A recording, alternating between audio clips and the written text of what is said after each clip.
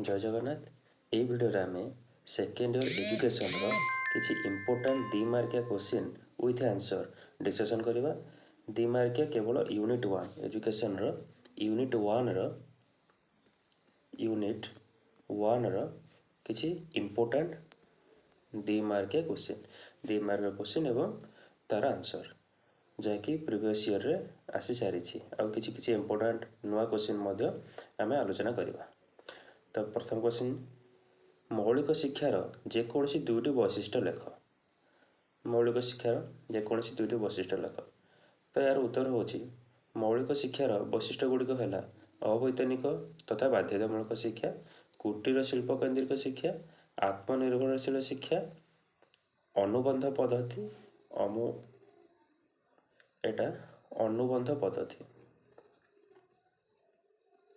अनुबंध पद्धति मातृभाषा माध्यम शिक्षा। ये सबुजाक हूँ मौलिक शिक्षार वैशिष्ट्य। या भितर जेकोसी दुईटा लिखिले भी आम आंसर पाइबा। नेक्स्ट 2 नंबर क्वेश्चन मौलिक शिक्षा विफल होबार दुईटी कारण।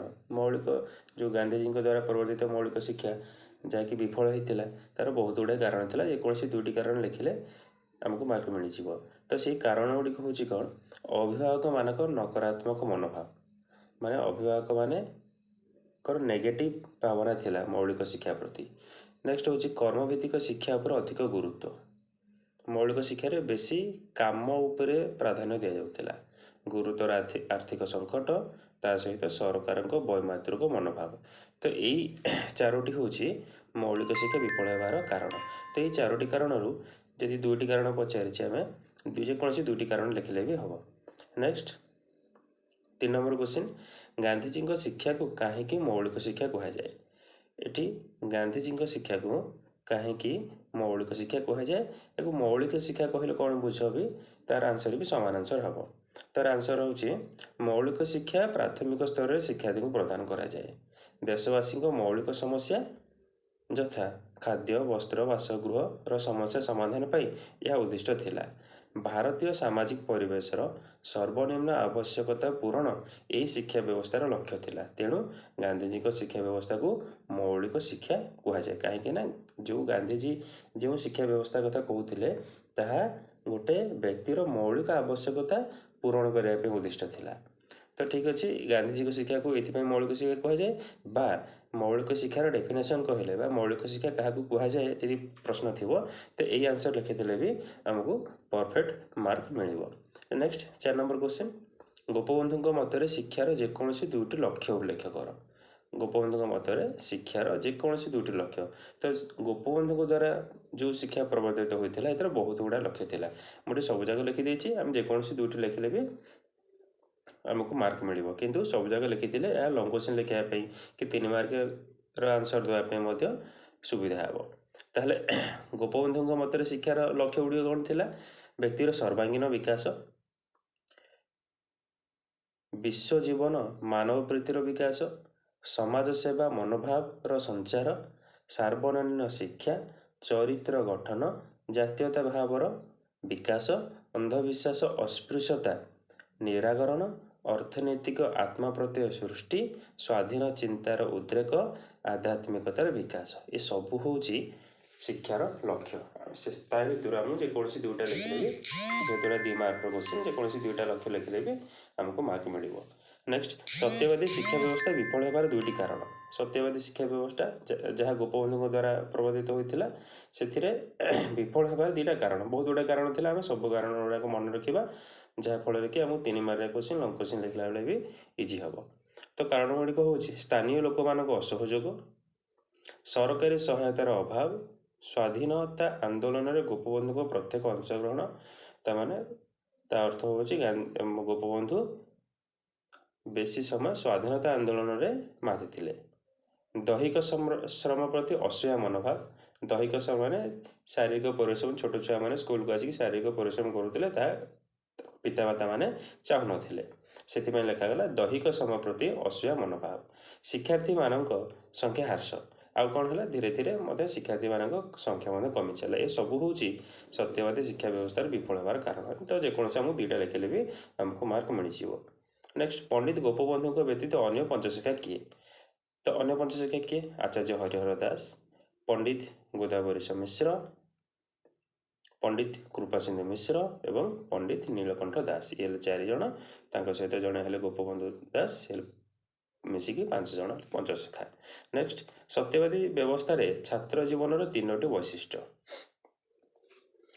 सत्यवादी व्यवस्था थिला गोपबंधु द्वारा, से छात्र जीवन 3टा वैशिष्ट्य। आम बहुत गुड़ा वैशिष्ट्य थिला, से जेकोसी 3टी लिखिले आमको मार्क मिल। तो छात्र मैंने किपर जीवन बिताऊे सत्यवादी व्यवस्था रे?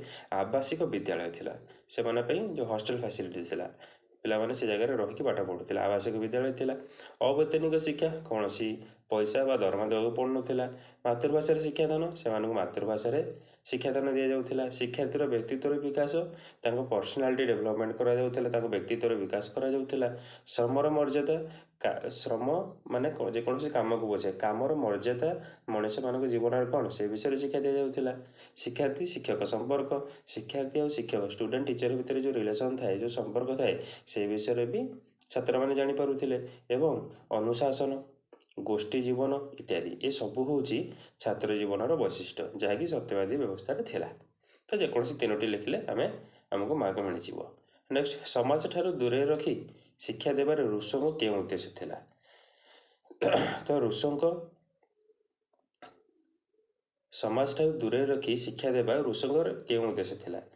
तो रूसों अनुसार शिशु भगवान का दान, समाज रे रही किछि समाज रे रही किछि कुप्रकृति लोकों सह मिसी से दुर्गति लाभ करे किए शिशु। तेणु ताहाको समाज ठारू दूर को नहीं स्वाधीन भाव में शिक्षा ग्रहण पर उत्साहित करने उचित। कि समाज ठारू दूर को नहीं एवं प्रकृति रे मिसेकी नेचर जदि पाठ पढ़ाई सुजोग दि जाव, ताहले तार उन्नति हो पार, जहाँ रूसो कहते। नेक्स्ट नास्ति सूचक बा नास्तिवाचक शिक्षा कौन?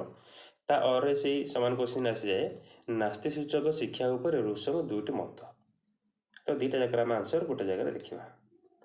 नास्तिवाचक बा नास्ति सूचक शिक्षा उपर गुरुत्व दे रूसो प्रकाश करिसेंति जे कृत्रिम और अस्वाभाविक परिवेश रे दिया जाउथिबा शिक्षा मूल्यहीन, मात्र प्राकृतिक परिवेश रे जो शिक्षा दि जाए ताहा वास्तव। तेणु सामाजिक श्रृंखला रे बांधी शिक्षादान देवा अपेक्षा मुक्त भाव में शिक्षादान निमंते नितांत जरूरी।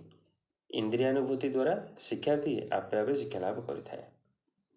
तो ये थिला नास्ति सूचक शिक्षार बा नास्तिवाचक शिक्षार डेफिनेशन। तो तार 2टी मत कौन थिला? जे रूसो कहती यह शिक्षार्थी सर्वांगीन स्वाधीनता उपर गुरुत्व दि जाए।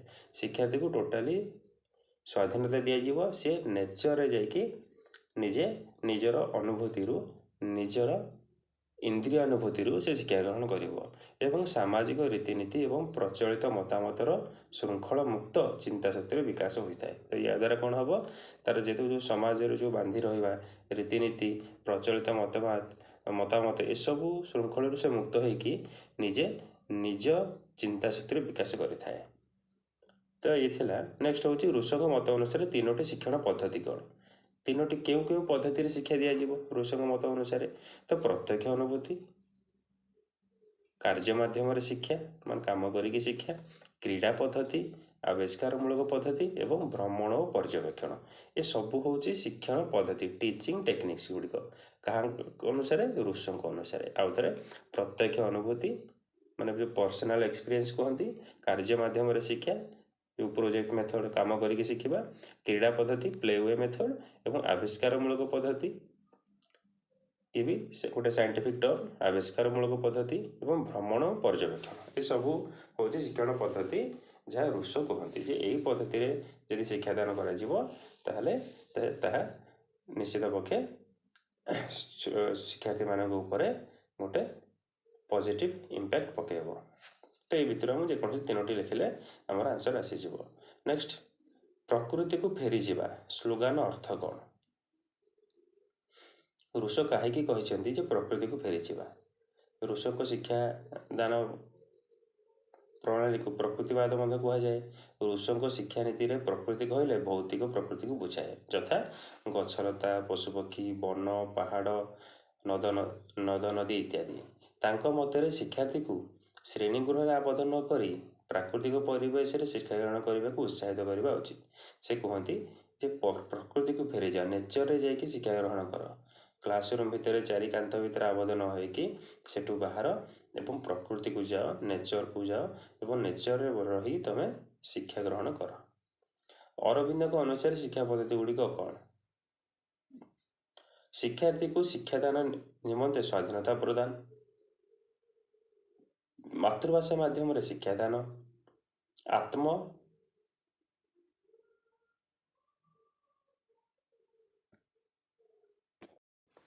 ଆତ୍ମ ଅଭିଜ୍ଞତା ମାଧ୍ୟମରେ ଶିକ୍ଷାଦାନ, ଆତ୍ମ ଅଭିଜ୍ଞତା, ଏଟା ହେଇଯିବ ଆତ୍ମ ଅଭିଜ୍ଞତା। ଆତ୍ମ ଅଭିଜ୍ଞତା ମାଧ୍ୟମରେ ଶିକ୍ଷାଦାନ, କାର୍ଯ୍ୟ ସମ୍ପାଦନ ମାଧ୍ୟମରେ ଶିକ୍ଷା ଗ୍ରହଣ, ଏସବୁ ହେଉଛି ଶିକ୍ଷାଦାନ ପଦ୍ଧତି। ଏସବୁ ପଦ୍ଧତି କିଏ କୁହନ୍ତି? ଅରବିନ୍ଦ କୁହନ୍ତି। ନେକ୍ସଟ କ୍ୱେଶ୍ଚିନ୍, ରୁଷଙ୍କ ଅନୁସାରେ ଶିକ୍ଷାରେ ଶାରୀରିକ ବିକାଶ ଲକ୍ଷ୍ୟ ବ୍ୟାଖ୍ୟା କର।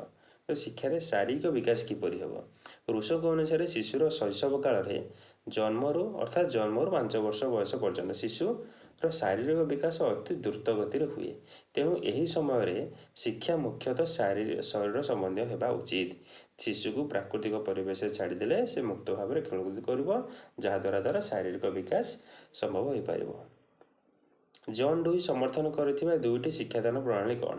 ଜନ୍ ଡୁଇ ସମର୍ଥନ କରିଥିବା 2ଟି ଶିକ୍ଷାଦାନ ପ୍ରଣାଳୀ କ'ଣ? ଶିଶୁ କେନ୍ଦ୍ରିକ ଶିକ୍ଷା, ଲର୍ଣ୍ଣର ସେଣ୍ଟ୍ରେଡ୍ ଟିଚିଂ, ଶିଶୁ କେନ୍ଦ୍ରିକ ଶିକ୍ଷା ଏବଂ ସମସ୍ୟା ସମାଧାନ ଏବଂ ପ୍ରକଳ୍ପ ପଦ୍ଧତି ଉପରେ ଗୁରୁତ୍ୱ ଦେଇଥିଲେ। ତ 3ଟା ଜିନିଷ, 3ଟା କିୱାର୍ଡ଼ ମନେ ରଖିବ, ଶିଶୁ କେନ୍ଦ୍ରିକ ଶିକ୍ଷା, ସମସ୍ୟା ସମାଧାନ ଏବଂ ପ୍ରକଳ୍ପ ପଦ୍ଧତି, ପ୍ରୋଜେକ୍ଟ ମେଥଡ଼। ତ ଇଏ ଥିଲା କିଛି ଇମ୍ପୋର୍ଟାଣ୍ଟ 2 ମାର୍କିଆ କ୍ୱେଶ୍ଚିନ୍। ଆଇ ହୋପ୍ କି ତୁମେ ସମସ୍ତେ ବୁଝିପାରିଥିବ। ତ ନେକ୍ସଟ ଭିଡ଼ିଓରେ ଆମେ ୟୁନିଟ୍ 2ର ମଧ୍ୟ ୟୁନିଟ୍ ୱାଇଜ୍ ସବୁ ୟୁନିଟ୍ର ଆମେ ଇମ୍ପୋର୍ଟାଣ୍ଟ 2 ମାର୍କିଆ କ୍ୱେଶ୍ଚିନ୍ ଦେନ୍ ଆମେ ଲଙ୍ଗ୍ କ୍ୱେଶ୍ଚିନ୍ ଆମେ ଆଲୋଚନା କରିବା। ଧନ୍ୟବାଦ।